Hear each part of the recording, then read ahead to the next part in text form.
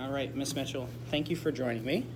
We're going to go over your lesson from before, and we're just going to recap it, and then I have some questions about what I witnessed. Sure. We're going to start off just kind of going piece by piece of what happened. It was a great lesson. You did great. Thank you. Very energetic. Everybody was pumped. I liked how they were hands-on. That was really cool. It's a perfect fit for STEM lessons that we're trying to bring into the school. Yeah. Your focus was recycling, reusing, and how to produce new items. You did a great job of demonstrating. I noticed that you had prior lessons on recycling because they knew about the dance that you guys did. That was really cool too, especially with the student behaviors in that class. It's nice to get that energy out before they start working, especially when they're hands-on. We talked about in the pre-observation that it's tough to keep this group on task. Sometimes they fall behind compared to your other classes. Yep. So that was really good that you kept the flow going through the class and they were able to finish their paper product.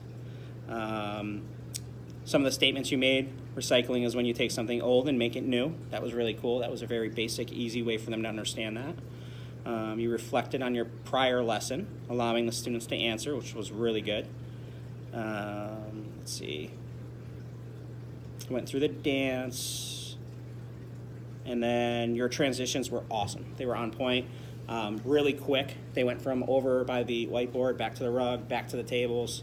That took like no time, which was really good for that class. You had to rip the paper. I'm going to ask you about that.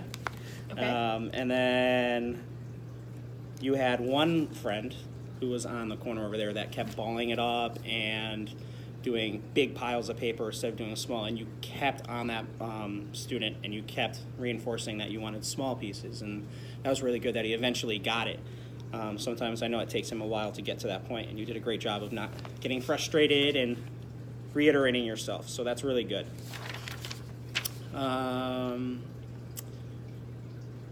Your answer to what is a blender was really good, like when you get a milkshake, it mixes it up. That was good. And then you were back on that same student, trying to get him to rip smaller pieces. And then I liked how you had them pick up pieces afterwards. You had them count to 10. One friend didn't want to do it, and you made it like a game. You said, let's do it together, count to 10. That was really good. Got them engaged. And overall, I thought it was a very positive lesson. It was really cool to see them hands-on again. How do you feel about it? What do you think was successful about it?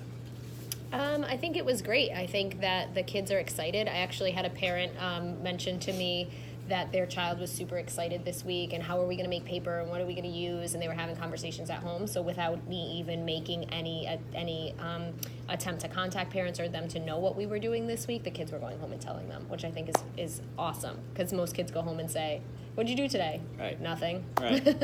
I don't know. I went to school. Right. I think that class in particular, I make it move a little bit faster, and I always do something moving with them. Mm-hmm. And you're going to get a lot more bees with honey than you are with like demands on some of them. So you just have to, oh my goodness, how quick can you do it? Oh, wow, you're so great. That's true. More That's positive reinforcement, especially for that student. Yeah, that student is tough. Yeah. As you reflect on it, how do you feel about the engagement, like the hands-on part of it? They were doing things on the rugs, doing things on the tables, they were dancing. Pretty much 90% of your class was engagement, and it seemed like it was easier for you to transition them because they were moving. And they knew what was coming up next. Like you said, okay, now we're going to. How do you think that helped your class and actually the whole lesson? Well, I think I laid that groundwork at the beginning of the year when we work on our first 6 weeks of school. And I think that I have set and established routines and procedures. So depending on what the topic can be, anything that we're learning about, but I almost always have a song, and I almost always have rug work. So I think that they're into that routine, so they know how to do it. And I stress with them, hey, you only get to come see me for 40 minutes once a week. Like, we don't have a lot of time to work together, so let's get it done. I think it's successful. It looks like they're doing everything that they need to do. Yeah, it did. That was great. And I know you said before that the classroom management part of it was the most difficult with that group. And it seemed like they were really on task, which was very important for them. All right. Did the students learn what you intended? well when they come back next week. We'll see. So the paper has to dry, and then I'll give it back to them. Maybe they can write on it and take a piece home. I won't be doing a formative assessment at the end of this unit. It was kind of just exposure. It's not on their report cards yet. Right. So it's going to be mostly, I think that they did, I don't know. Self-assessment, peer assessment? Yeah. Observations. So there's a couple more lessons that go with the unit. Mm-hmm. And at the end, I'll probably have them draw some kind of picture. So not a real formal assessment, but right. But they are kindergartners. I think, and they're making connections. Right. So my job isn't necessarily, in my opinion, to say whether a kid has mastered anything. They're 5. And science concepts grow on each other. So it's just exposure and getting them excited. So if they're excited, they're having fun, they're engaged, and they're going home and talking about it, I've done my job. That's awesome. That's Right? such a positive way to put it. That's so good. So this was your hands-on lesson. Are most of your lessons like that, where it's like labs? Like you said you do a little dance or music for everyone. Your whole recycling unit, that was just a portion of it. Are there other parts that are hands-on like that where they're building, or is it more? There are. And then there are some cut and paste things that we do at the table, or coloring, or sorting. I have a couple apps on the iPad that are sorting for some students, so that I can manage behaviors and manage ability. So we have all ability kids. So once they've done this task, and if it only takes them 2 minutes, I do have the iPad for them to do other recycling tasks as well. The first lesson had me with a big box of trash dumped into the middle of the room. Yeah. I actually had Kara come over, and she was like, what, is everything okay in here? And I was like, it's just me dumping trash. And then the kids literally were sorting. Does it go in the garbage? Do we reuse it? Do we recycle it? So I try to reach all learners with all different pieces. That's awesome. I think hands-on is the best because it's the time that they get to come and really have fun, right, and get a break. But it's also my job to teach some skills and to see if they, especially in first grade, moving forward for first grade, to see if they can do the skills on their own. Nice. Do you feel like you met all the objectives that you wanted to for that lesson? I do. How did you recognize that? Did you have it in your head before? I want them to know this, and this by the time they leave today, or did you have an overall unit objective? How did you? So there's a whole objective for the whole unit, and my focus really on this paper making is that they understand the word recycle. So the whole unit is reduce, reuse, recycle, and limit the impact that you're making on the earth, right? Perfect. Which is a huge topic for 5-year-olds. So this basic one today for recycle was take something old and make it into something new. So we took old paper, ripped it up, and we're making it into new paper. So that was the basic objective. Perfect. But it's gonna have to flow into the next lesson because the paper wasn't dry. So now they need to get the paper next week. Perfect. Excellent. All right. Did you have to alter anything as you were going through the lesson? Did you have to switch anything around that you originally planned? I did. So in my mind, it was going to be center-based. And some kids were going to be making paper, and some kids were going to be ripping paper, and then some kids were going to transition over here and do a cutting and gluing activity, and we were going to rotate it every 6 minutes. And it just didn't end up that way because they were so excited. They really all wanted to be there. Even if they didn't have their hands in the bucket, they wanted to be there. Right. Even if they were just standing and right. observing. So in my mind, it was going to have a rotation, and I've tweaked it a little on the other classes that I've used, and I didn't add in that cutting and pasting. They went back to ripping paper for the next class so that we had enough paper. So they were either at the table or ripping. Great. No, that's good. Thinking on the fly, it seemed to work too. They were very excited to be doing paper. If you had the opportunity to teach it again, would you do anything differently? Would you try to do it as stations? Would you keep it the way you did it? How would you switch anything around if you were to have the opportunity to do it again? Another pair of hands would always be a good idea, but I guess that's not an option. I think I would just stick with rug and table. I wouldn't add that third piece in. Okay. So they could be ripping paper on the rug or standing with me. And then in all of my classes, I have a bunch of books here. Mm-hmm. So their option is always to grab a book when they're done, if they can sit quietly with a science book. And a lot of kids pick that too. Yeah, that's good.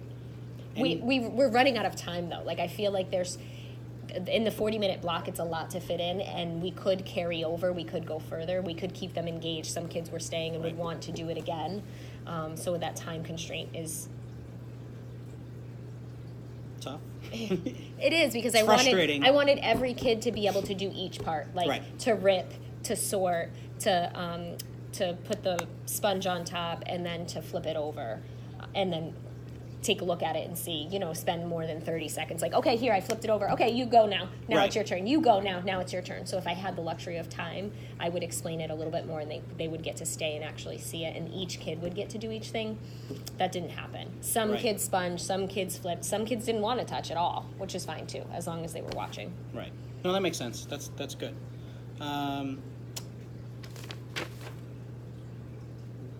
So if that was the one thing that you would change, would be more hands-on. You do have a couple of adults in the room. One is a one-on-one, so she stays with that one student. Right. And then you have the para that was here. Do you think that the para was used to the best of their ability? Do you think? Probably not. It's probably something I could get better at. Yeah, but I mean, some of it does fall on their role too and what they need to do. Right. How would you use her differently if you were to do the lesson again? Or would you? I think maybe with the tearing, she could have helped a little bit more, right? I think she was kind of hanging back. Yeah. And I don't know if that was because we were having this happening as well, or if sometimes the para has been with the students all day, that they think they're getting a smidge of a break, and that I'm taking over. And it's definitely something I could work on professionally, utilizing them more, giving them a specific job. But I also don't have a lot of time to talk to them or plan, and I need you to do this. We're communicating and learning on the fly. So she was great over there at that table where she was helping the kids. I think that was wonderful, but maybe when we were on the floor in whole group, I could have given her a heads up to work with these kids specifically or stick here. Right. More What of do an you think? assignment. No, I thought it was great. I thought you handled it perfectly. That was my only recommendation in my assessment was the use of her. I thought with that specific class and the issues that you've had in that class with the behavior, maybe she was more focused on looking for the behaviors instead of the actual lesson and helping, which is perfectly fine with the kids that were in here. Right. And she is with them all day, so Right. she knows what to look for. But like you said, if you were to do it again and have her be more hands-on, she might be able to do both. She might be able to look at those behaviors while she's helping the kids, or maybe keep a couple of those harder kids over by her. Right.